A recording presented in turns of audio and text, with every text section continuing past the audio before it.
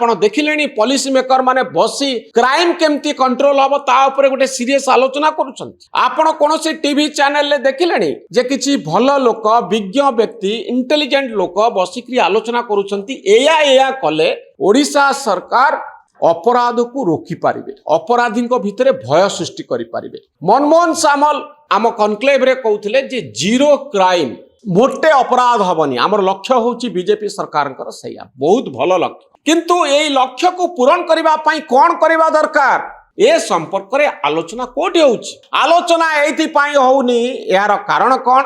यार कारण होची आपण माने समस्ते सबु बेले मजा कथा गाली आउ जो प्रकार कादुआ फोपड़ा फोपड़ी चले ताकू बहुत भल पाती। गोटे गोटे वीडियो जदि एमतिया सस्ता वीडियो पकई दिया जिवो आपण लक्ष लक्ष संख्या रे देखिबे।